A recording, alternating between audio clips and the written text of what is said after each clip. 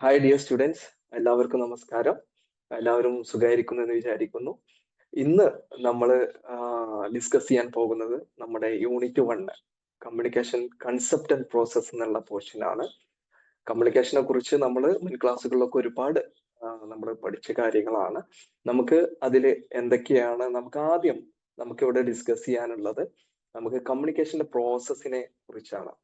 Communication process എന്ന് പറയുമ്പോൾ നിങ്ങൾ അതിൽ മനസ്സിലാക്കേണ്ട ഒരു കാര്യം, നമ്മുടെ സിലബസിൽ അത് കമ്മ്യൂണിക്കേഷൻ പ്രോസസ് എന്നാണ് കൊടുത്തിട്ടുള്ളത്.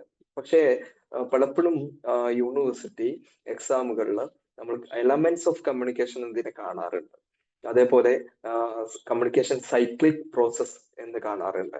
ഇതെല്ലാം കമ്മ്യൂണിക്കേഷൻ പ്രോസസ്സിനെ സൂചിപ്പിക്കുന്ന കാര്യങ്ങളാണ്. അപ്പം മനസ്സിലാക്കി വെക്കുക, കമ്മ്യൂണിക്കേഷൻ പ്രോസസ് എന്ന് പറഞ്ഞാൽ ഈ പറഞ്ഞ പോലെ elements of communication, process of communication, cyclic process of communication, ഇങ്ങനെ പല രീതിയിലും നമ്മൾ ക്വസ്റ്റ്യൻ പേപ്പറിലൊക്കെ കാണാറുണ്ട് എന്നുള്ളതാണ്. ഇതില് അതല്ലെങ്കിൽ എലമെന്റ്സ് ഓഫ് കമ്മ്യൂണിക്കേഷൻ എന്ന് പറഞ്ഞാൽ നമുക്കറിയാം, എലമെന്റ്സ് എന്ന് പറഞ്ഞ ഘടകങ്ങൾ, കമ്മ്യൂണിക്കേഷന്റെ ഘടകങ്ങൾ എന്നാണ്. അപ്പം ഈ കമ്മ്യൂണിക്കേഷൻ പ്രോസസ്സില് നമ്മളൊരു കമ്മ്യൂണിക്കേഷൻ ചെയ്യുന്ന സമയത്ത് അതിനെ എഫക്ട് ചെയ്യുന്ന ഏതാനും ചില ഘടകങ്ങളാണ് ഇവിടെ ഈ ഒരു പോർഷനിൽ നമ്മൾ പറയുന്നത്. നിങ്ങൾക്ക് അവിടെ കാണാം sender, message, encoding, channel or medium, receiver, decoding, feedback, noise, ഇങ്ങനെ 8ഓളം ഇൻഫ്ലുവൻസിങ് ഫാക്ടേഴ്സ് ഇവിടെ കൊടുത്തിട്ടുണ്ട്. കമ്മ്യൂണിക്കേഷൻ പ്രോസസ്സിൽ വളരെയധികം അഭിവാജ്യമായിട്ടുള്ള ഘടകമാണ് ഈ കമ്മ്യൂണിക്കേഷൻ എലമെന്റ്സ് എന്ന് പറയുന്നത്. ഈ എലമെന്റ്സ് എല്ലാം ഉണ്ടാകുമ്പോഴാണ് നമ്മുടെ ഒരു കമ്മ്യൂണിക്കേഷൻ പൂർത്തിയാവുന്നത്. പക്ഷെ അതിൽ നോയ്സ് പോലെയുള്ള ഘടകങ്ങളൊക്കെ വരുന്നുണ്ട്. അതൊന്നും നമുക്കൊരു കമ്മ്യൂണിക്കേഷൻ പ്രോസസ്സിൽ ഒഴിച്ചുകൂടാനാവാത്ത കാര്യങ്ങളാണ് താൻ. നമുക്ക് എന്തൊക്കെയാ അതെന്നുള്ളത് ഡീറ്റെയിൽ ആയിട്ട് നോക്കാം. ഫസ്റ്റ് വൺ പറയുന്നു സെൻഡർ ഓർ സോഴ്സ് എന്നാണ്. നമുക്കറിയാം അവിടെ കൊടുത്തിട്ടുണ്ട് initiate the message. Who initiate the message, that is sender or source. ആരാണ് മെസ്സേജ് സ്റ്റാർട്ട് ചെയ്യുന്നത്, അല്ലെങ്കിൽ ആരാണ് കമ്മ്യൂണിക്കേഷൻ പ്രോസസ്സിൽ ഫസ്റ്റ് ഇൻവോൾവ് ആവുന്നത്, അല്ലെങ്കിൽ ആരാണ് ആ ഒരു കമ്മ്യൂണിക്കേഷൻ സ്റ്റാർട്ട് ചെയ്യുന്നത്, ഇതിനെയാണ് സെൻഡർ അല്ലെങ്കിൽ സോഴ്സ് എന്നൊക്കെ പറയുന്നത്, അല്ലെങ്കിൽ അതിന്റെ ഉറവിടം എന്നൊക്കെ പറയാം. ഇപ്പൊ നമ്മൾ ഫോർ എക്സാമ്പിൾ 2 പേര് സംസാരിക്കുന്ന സമയത്ത് നമുക്ക് ആദ്യം തുടങ്ങുന്ന ആളെ സെൻഡർ എന്ന് പറയാം. അതിനുശേഷം ഒരു മെസ്സേജ് ഉണ്ടായിരിക്കണം. നമ്മൾ സംസാരിക്കുന്ന സമയത്ത് നമ്മൾ ഡെലിവർ ചെയ്യുന്നത് എന്താണോ അതിനെയാണ് മെസ്സേജ് എന്ന് പറയുന്നത്. ഈ മെസ്സേജ് എന്ന് പറയുന്നത് നമ്മൾ ഡെലിവർ ചെയ്യുന്നത് ഒരു ഇൻഫർമേഷൻ ആവാം, അല്ലെങ്കിൽ ഒരു ഐഡിയ ആവാം, അല്ലെങ്കിൽ ഫീലിംഗ് ആവാം, അതല്ലെങ്കിൽ നമ്മൾ കമ്മ്യൂണിക്കേറ്റ് ചെയ്യുന്ന മറ്റെന്തെങ്കിലും തരത്തിലുള്ള കാര്യങ്ങളാവും. ചിലപ്പോൾ അതൊരു പോസ്റ്ററോ അതല്ലെങ്കിൽ ഒരു അഡ്വർടൈസ്മെന്റോ അങ്ങനെയല്ല എന്തും ആവാം. സോ മെസ്സേജ് എന്ന് പറയുന്നത് നമ്മൾ എന്താണോ കമ്മ്യൂണിക്കേറ്റ് ചെയ്യുന്നത് ആ ഒരു കോൺസെപ്റ്റിനെയാണ് എന്ത് പറയുന്നത്, മെസ്സേജ് എന്ന് പറയുന്നത്. ഇപ്പൊ നമ്മൾ സ്വാഭാവികമായിട്ടും ഇവിടെ ടീച്ചർ സ്റ്റുഡൻസിന് ക്ലാസ് എടുത്തുകൊണ്ടിരിക്കുക എന്നുള്ള ഒരു ഒക്കേഷൻ എടുത്ത് നോക്കുക. ഇവിടെ സ്വാഭാവികമായിട്ടും ഞാൻ ഇപ്പം ഇവിടെ ഫസ്റ്റ് ഓഫ് ഓൾ ഞാൻ സംസാരിക്കുമ്പോൾ ഞാൻ ഇവിടെ സെന്ററാണ്. ഞാൻ ഡെലിവർ ചെയ്യുന്ന ക്ലാസ്സിനെയാണ് എന്ത് പറയുന്നത്, ഇവിടെ മെസ്സേജ് എന്ന് പറയുന്നത്. അതിനുശേഷം മൂന്നാമത്തത് എൻകോഡിംഗ് ആണ്. ഇത് പലപ്പോഴും നമുക്ക് തെറ്റിപ്പോവാനുള്ള സാധ്യത ഈ എലമെന്റിൽ ഏറ്റവും കൂടുതലുള്ള ഒരു ഘടകമാണ് എൻകോഡിംഗ് എന്നുള്ളത്. കാരണം നിങ്ങൾ അവിടെ മൂന്നാമത്തെ പോയിന്റ് എൻകോഡിംഗ് എന്ന് കാണുന്നുണ്ടാവും. അതുപോലെ തന്നെ 6ാമത്തെ പോയിന്റ് എലമെന്റ് ഡീകോഡിംഗ് എന്ന് കാണുന്നുണ്ടാവും. ഈ എൻകോഡിംഗും ഡീകോഡിങ്ങും പരസ്പരം അങ്ങോട്ടും ഇങ്ങോട്ടും മാറിപ്പോകുന്ന ഒരു സാഹചര്യം പലപ്പോഴും സ്റ്റുഡൻസിന് ഉണ്ടാവാറുണ്ട്. അപ്പൊ അത് നമ്മൾ ശ്രദ്ധിച്ച് ഒന്ന് ഇരിക്കുക എന്നുള്ളതാണ്. എല്ലാവരും ശ്രദ്ധിച്ചിരിക്കുന്നുണ്ടാവും ഞാൻ വിചാരിക്കുകയാണ്. അപ്പം ഇവിടെ എൻകോഡിംഗ് എന്ന് പറഞ്ഞാൽ എന്താന്നുള്ളത് നോക്കാം. Converting the message into symbols, words, gestures etcetera എന്ന് അവിടെ കൊടുത്തിട്ടുണ്ട്. അതായത് നമ്മള് നേരത്തെ പറഞ്ഞല്ലോ, സെൻഡർ മെസ്സേജ് സെൻഡ് ചെയ്യുന്നു. അപ്പൊ അവിടെ നമ്മൾ സെൻഡ് ചെയ്യുന്ന മെസ്സേജിനെ കൺവേർട്ട് ചെയ്യുന്ന ഒരു പ്രോസസ്സിനെയാണ് എന്ത് പറയുന്നത്, എൻകോഡിംഗ് എന്ന് പറയുന്നത്. അത് എന്തായിട്ടാണ് കൺവേർട്ട് ചെയ്യുന്നത്, സിംബൽസ് ആയിട്ടോ സിഗ്നൽസ് ആയിട്ടോ അല്ലെങ്കിൽ ഗസ്റ്റേഴ്സ് ആയിട്ടോ പോസ്റ്റേഴ്സ് ആയിട്ടോ ഒക്കെ എന്ത് ചെയ്യാം, കൺവേർട്ട് ചെയ്യപ്പെടാം. അപ്പൊ ഫോർ എക്സാമ്പിൾ നമ്മൾ 2 പേര് മൊബൈൽ ഫോണിൽ സംസാരിക്കാന്ന് വിചാരിക്കാം. അവിടെ ഞാൻ സംസാരിക്കുന്ന എന്റെ ശബ്ദം നേരെ ഞാൻ സംസാരിക്കുന്ന എതിർവശത്ത് നിൽക്കുന്ന വ്യക്തിയിലേക്ക് എത്തുകയല്ല ചെയ്യുന്നത്. അവിടെ ഞാൻ സംസാരിക്കുന്നത് എന്താണോ അതിനെ സിഗ്നൽസ് ആയിട്ട് കൺവേർട്ട് ചെയ്യുന്നുണ്ട്, ഇല്ലേ? നമുക്കറിയാം മൊബൈൽ ഫോണിന്റെ നെറ്റ്വർക്കിംഗ് ഉണ്ട്, നെറ്റ്വർക്ക് ടവറുകൾ ഉണ്ട്. ആ ടവറുകളിൽ പിന്നെ ടവറുകൾ നമ്മളുടെ സിഗ്നൽസിനെ പിന്നെ റിസീവ് ചെയ്യുന്നുണ്ട്. അതിനുശേഷമാണ് നമുക്ക് അത് നമ്മുടെ ഫോണിലൂടെ കേൾക്കാൻ സാധിക്കുന്നത്. അപ്പൊ ആ ഒരു പ്രോസസ്സ് ഉണ്ടാവണം. അപ്പം എൻകോഡിംഗ് എന്ന് പറഞ്ഞ ഒരു പ്രോസസ്സിനെയാണ് പറയുന്നത്. It is the process of converting message into symbols, signals, codes etcetera. Okay, അപ്പൊ എൻകോഡിംഗ് എന്ന് പറഞ്ഞാൽ ഒന്നുകൂടി പറയാം, വ്യക്തമായിട്ട് പറയാം. എൻകോഡിംഗ് എന്ന് പറയുന്നത് നമ്മുടെ മെസ്സേജിനെ സിഗ്നൽസ് ആയിട്ടോ അതല്ലെങ്കിൽ സിമ്പിൾസ് ആയിട്ടോ അല്ലെങ്കിൽ കോഡ്സ് ആയിട്ടോ ഒക്കെ നമ്മൾ കമ്മ്യൂണിക്കേറ്റ് ചെയ്യുന്ന ഒക്കേഷൻ അനുസരിച്ച് അതിനെ കൺവേർട്ട് ചെയ്യുന്ന ആ ഒരു പ്രോസസ്സിനെയാണ് എന്ത് പറയുന്നത്, എൻകോഡിംഗ് എന്ന് പറയുന്നത്. ഇനി നോക്കുക, ചാനൽ ഓർ മീഡിയം. അതായത് നമ്മൾ കമ്മ്യൂണിക്കേറ്റ് ചെയ്യാൻ ഉപയോഗിക്കുന്ന ഒരു വേ, അതെന്തിനെയാണോ എന്താണോ അതിനെയാണ് ചാനൽ അല്ലെങ്കിൽ മീഡിയം എന്ന് പറയുന്നത്. The method used to transmit the message. Example speech, writing, medium.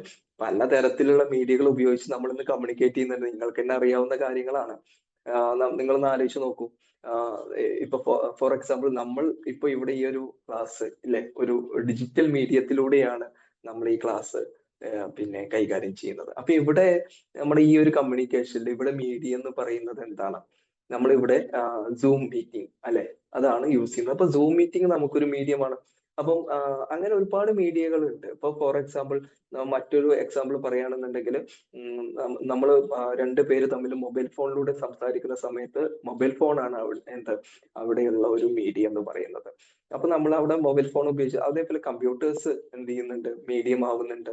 ഇപ്പൊ നമ്മൾ ടെലിവിഷനിലൂടെ ഒരു ന്യൂസ് കേൾക്കാന്നുണ്ടെങ്കിൽ ടെലിവിഷൻ അവിടുത്തെ മീഡിയ ആണ്. നമ്മൾ യൂട്യൂബിലൂടെ ഒരു വീഡിയോ വാച്ച് ചെയ്യാന്നുണ്ടെങ്കിൽ യൂട്യൂബ് അവിടുത്തെ മീഡിയമാണ്. അങ്ങനെ നമ്മുടെ കമ്മ്യൂണിക്കേഷന്റെ ആ ഒരു ഒക്കേഷൻ അനുസരിച്ച് മീഡിയം എന്നുള്ളത് ഇങ്ങനെ മാറിക്കൊണ്ടിരിക്കും എന്നുള്ളതാണ്. അപ്പോൾ ചാനൽ എന്നും മീഡിയം എന്നും ഇതിനെ പറയുന്നുണ്ട്. ചിലപ്പോൾ വൺ വേർഡ് ഒക്കെ ആയിട്ട് ഷോർട്ട് ആൻസർ ക്വസ്റ്റ്യൻസ് ഒക്കെ ആയിട്ട് ചാനൽ അല്ലെങ്കിൽ മീഡിയം എന്താ എന്നുള്ളതൊക്കെ ചോദിക്കാനുള്ള സാധ്യതയുണ്ട്. അല്ലെങ്കിൽ channel or medium how to influence our communication process എന്ന് ചോദിക്കാനുള്ള ഒരു സാധ്യതയുണ്ട്.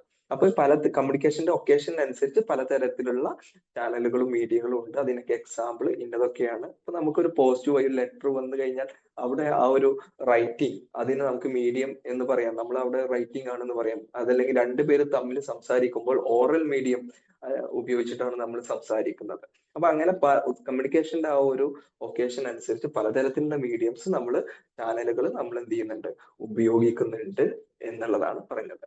അടുത്തത് നോക്കുക, റിസീവർ. നമ്മുടെ മെസ്സേജിനെ ആരാണോ റിസീവ് ചെയ്യുന്നത്, അല്ലെങ്കിൽ നമ്മൾ ആരോടാണോ സംസാരിക്കുന്നത്, അല്ലെങ്കിൽ നമ്മുടെ എതിർവശത്ത് നിൽക്കുന്നത് ആരൊക്കെയാണോ അതെയാണ് എന്ത്, റിസീവർ എന്ന് പറയുന്നത്.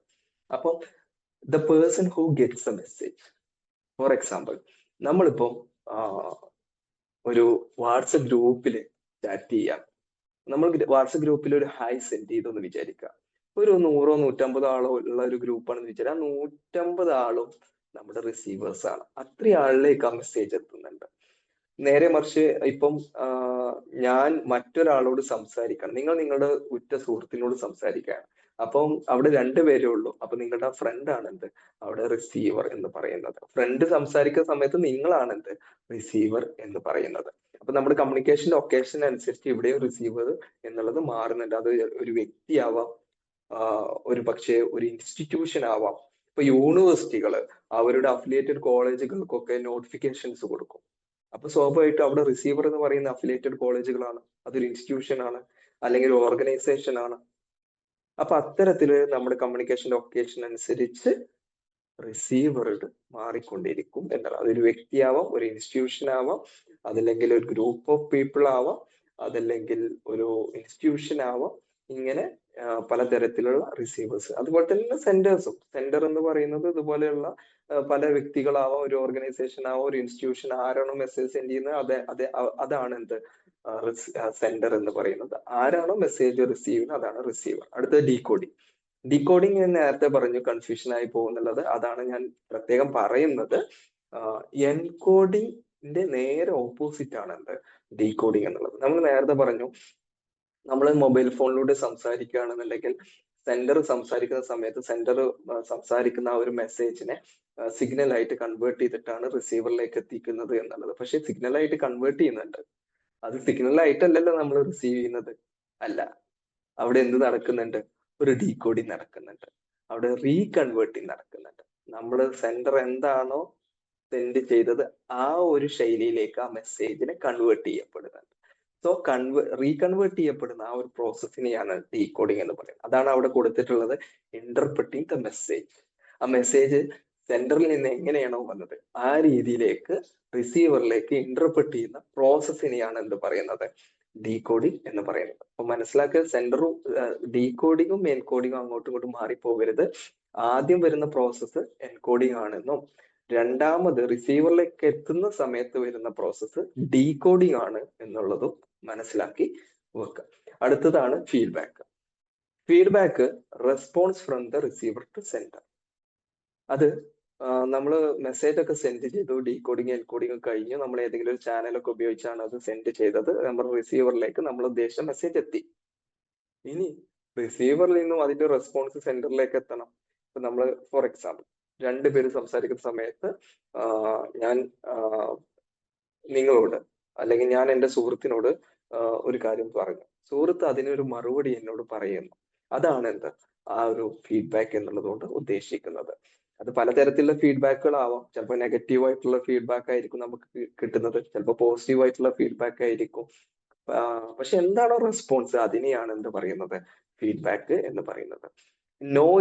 Noise any interference that destroys the message. നമ്മൾ പാസ് ചെയ്യുന്ന മെസ്സേജിനെ എന്തെങ്കിലും തരത്തിലുള്ള തടസ്സങ്ങൾ അഭിമുഖീകരിക്കുന്നുണ്ടെങ്കിൽ അതെല്ലാം നോയ്സ് ആണ്. പ്രത്യേകം ശ്രദ്ധിക്കാൻ, നോയ്സിന് പറയുന്ന മറ്റൊരു പേരുണ്ട് ബാരിയർ. നമുക്ക് മറ്റൊരു പോർഷൻ ആയിട്ട് ഇവിടെ വരുന്നുണ്ട് താനും. അപ്പോ മനസ്സിലാക്കി വെക്കുക, നോയ്സ് എന്ന് പറഞ്ഞാൽ നമ്മുടെ മെസ്സേജിനെ തടസ്സപ്പെടുത്തുന്നത് എന്തും അത് നോയ്സ് ആണ്. അവിടെ ഒരു എക്സാമ്പിൾ പറയുകയാണെന്നുണ്ടെങ്കിൽ, ഇപ്പൊ ഒരു ടീച്ചർ ഒരു ഗ്രൂപ്പ് ഓഫ് സ്റ്റുഡൻസിന് ഓഫ്ലൈൻ ആയിട്ട് ക്ലാസ് എടുത്തുകൊണ്ടിരിക്കുകയാണ്. അപ്പൊ ഓഫ്ലൈൻ ആയിട്ട് ഇപ്പൊ നമ്മൾ സ്കൂളിലൊക്കെ പോയിരുന്ന ഒരു രീതി. അപ്പൊ അവിടെ സ്കൂളിലെ കുട്ടികൾ അത് കേട്ടുകൊണ്ടിരിക്കുകയാണ്. ആ കേട്ടുകൊണ്ടിരിക്കുന്നതിൽ രണ്ട് കുട്ടികൾ തമ്മിൽ സംസാരിക്കുകയാണ്. ആ ക്ലാസ്സിന് അവിടെ ഒരു, അല്ലെങ്കിൽ ആ ടീച്ചർ ക്ലാസ് എടുക്കുന്ന ഒരു പ്രോസസ്സിന് അവിടെ ഒരു ഇന്റർഫിയറൻസ് അല്ലെങ്കിൽ ഒരു ബാരിയർ അല്ലെങ്കിൽ ഒരു നോയ്സ് സംഭവിക്കുകയാണ്. അത്തരത്തിലുള്ള തടസ്സങ്ങളെയാണ് എന്ത് പറയുന്നത്, നോയ്സ് എന്ന് പറയുന്നത്. ഇനി നമ്മളിപ്പോ സൂമിലൂടെ ക്ലാസ് എടുത്തുകൊണ്ടിരിക്കുക, സൂമിലൂടെ നിങ്ങൾ ക്ലാസ് കേട്ടുകൊണ്ടിരിക്കുകയാണ്, അതല്ലെങ്കിൽ നിങ്ങൾ യൂട്യൂബിലൂടെയൊക്കെ ക്ലാസ് കേട്ടുകൊണ്ടിരിക്കുകയെന്ന് വിചാരിക്കുക. അപ്പൊ സ്വാഭാവികമായിട്ടും നെറ്റ്വർക്ക് ഇഷ്യൂ വരാനുള്ള സാധ്യതയുണ്ട്.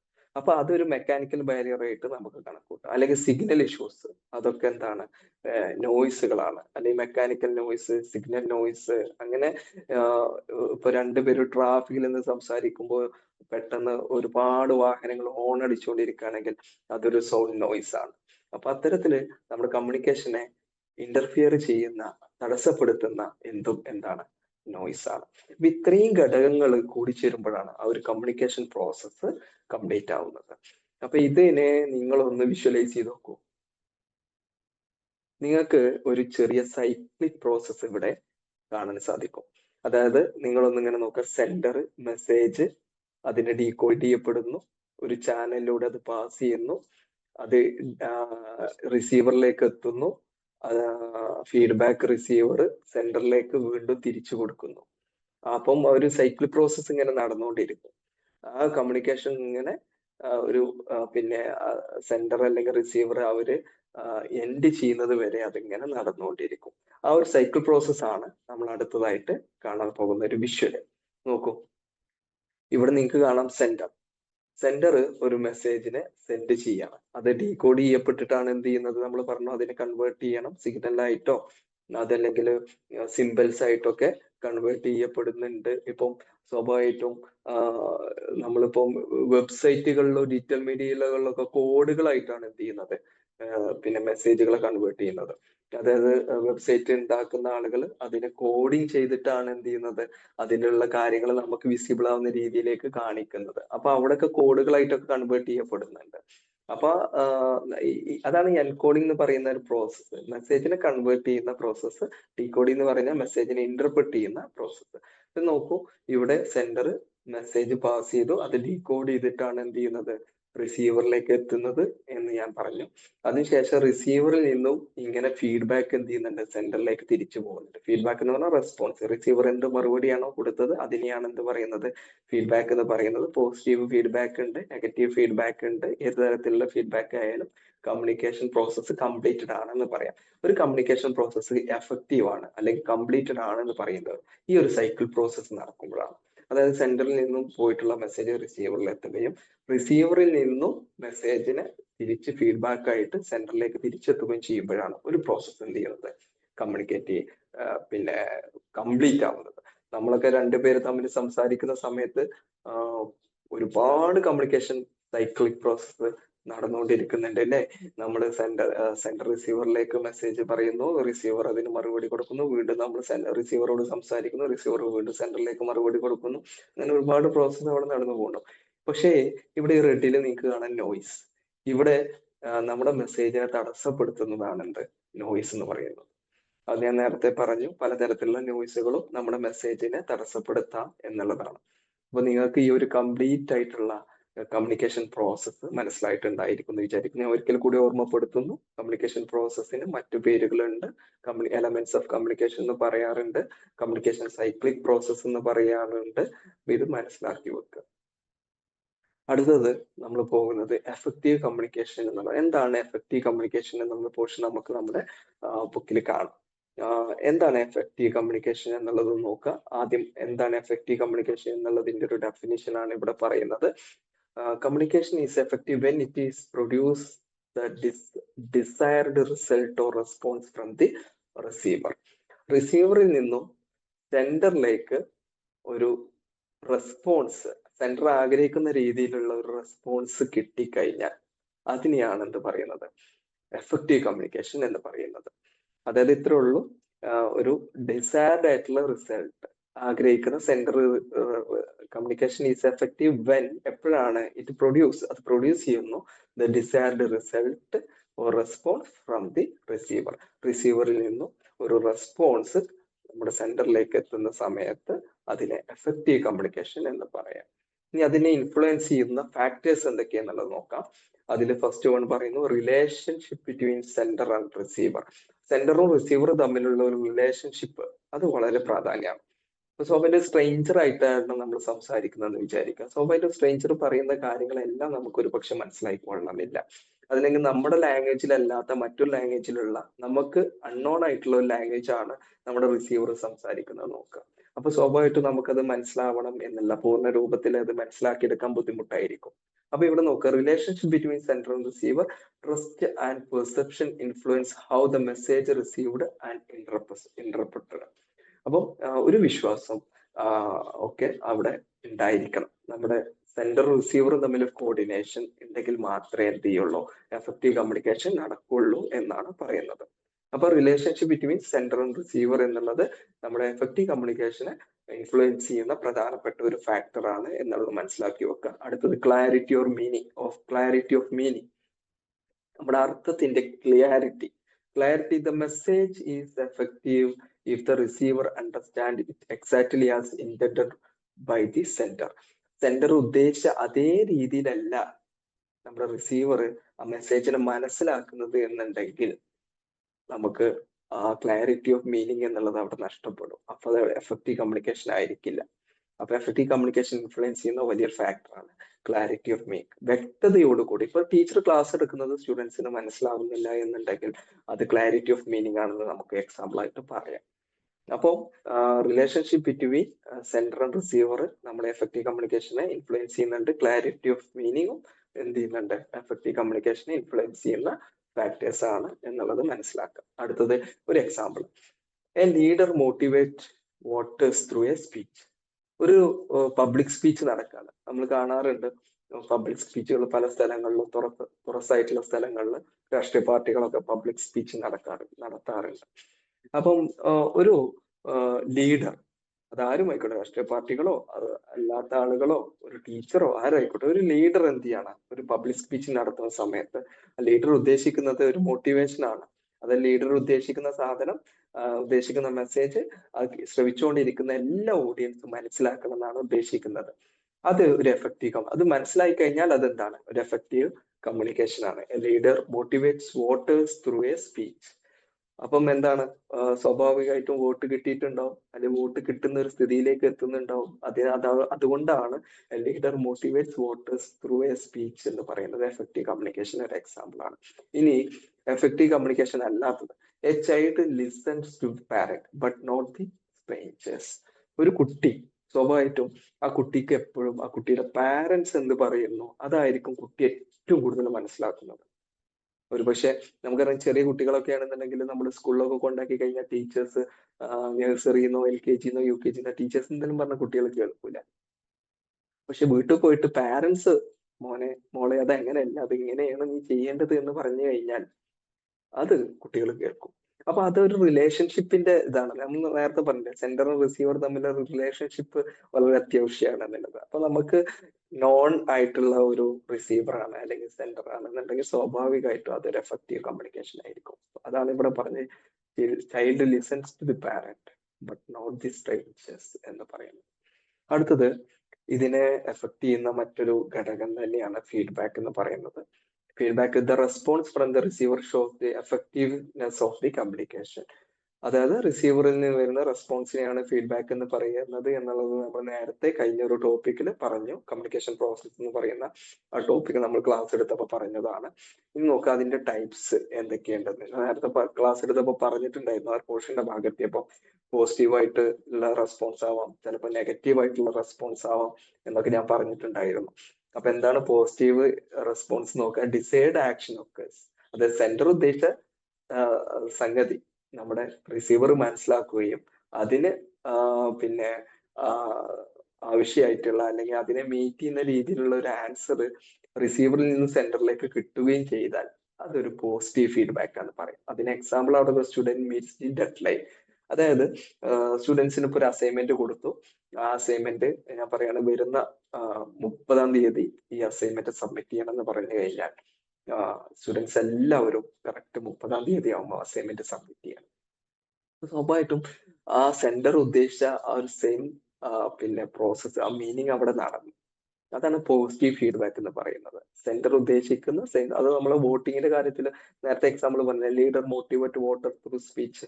അതായത് പോസിറ്റീവ് ഫീഡ്ബാക്കിന്റെ ഒരു ഉദാഹരണം. അതായത് ഇപ്പം ഒരു ലീഡർ പിന്നെ പബ്ലിക് സ്പീച്ചിങ് നടത്തി മോട്ടിവേറ്റ് ചെയ്തു.